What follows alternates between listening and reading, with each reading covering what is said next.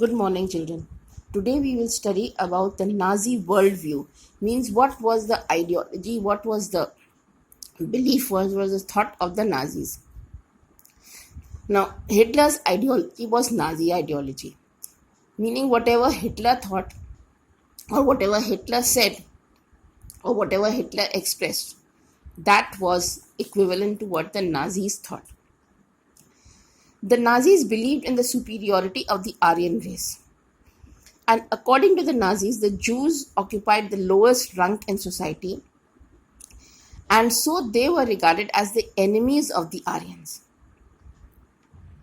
The Nazis believed in the survival of the fittest, that is, the strongest one should rule, and according to them, the strongest one were the Aryans. Hitler wanted to expand the German Empire.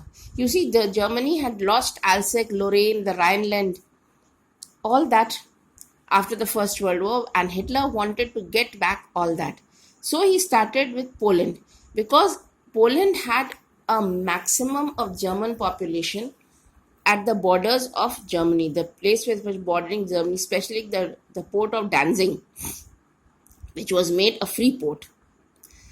तो आज हम पढ़ेंगे Nazis world view और Nazis की ideology क्या थी. Nazis की ideology वही थी जो हिटलर की आइडियोलॉजी थी. हिटलर जो कहता था, जो सोचता था, जो समझता था, वही नाजी सोचते थे. नाजीज उसके अलावा कुछ सोच नहीं सकते थे.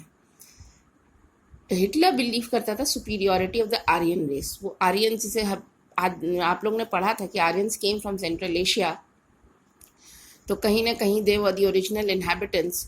सो he believed in the superiority of the Aryan race, and उसके हिसाब से जूस जो थे, ये जूइश लोग जो थे, वो सबसे नीचे थे और उनको वो आर्यंस का दुश्मन समझता था. दे बिलीव, उनका एक मानना था कि जो सबसे स्ट्रांग होता है, जो ताकतवर होता है हर तरह से, वही रूल कर सकता है, और उसके हिसाब से आर्यन से ज़्यादा मजबूत और कोई नहीं था.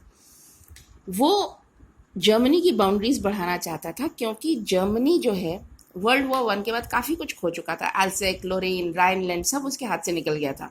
सार वैली, जहाँ से कोयला आता था, सब उसके पास से निकल गया था. तो वो सारी चीज़ें वापस चाहता था. तो शुरुआत उसने पोलैंड से की.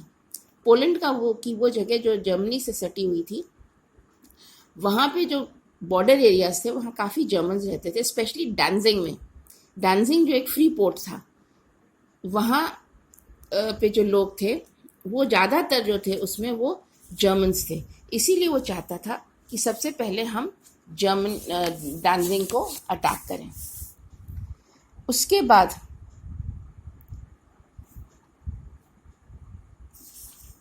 Next comes the establishment of a racial state.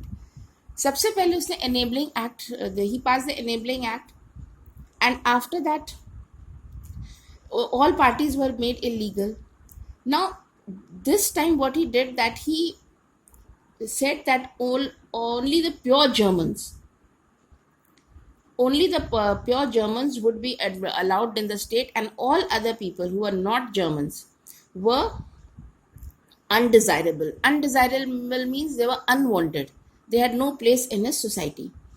And he wanted a pure and healthy society of Nordic Aryans. Means only, like, both parents had to be Aryans.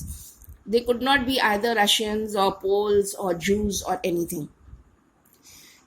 And even here also he was very strict, like if the German was physically or mentally unfit, जैसे मान लीजिए दिमागी, तो that person was also thought to be undesirable, or he did not have the right to live. Most of all, he considered the Jews to be undesirable, and so they were the ones who had to bear the maximum brunt. They were punished, they were killed. The Russians and the Poles, he thought them to be subhumans, and they were made to do all the menial jobs. Gas chambers were built where these people were killed, and the Jews were the worst sufferers because he thought them to be the enemies of Christianity and the killers of Christ.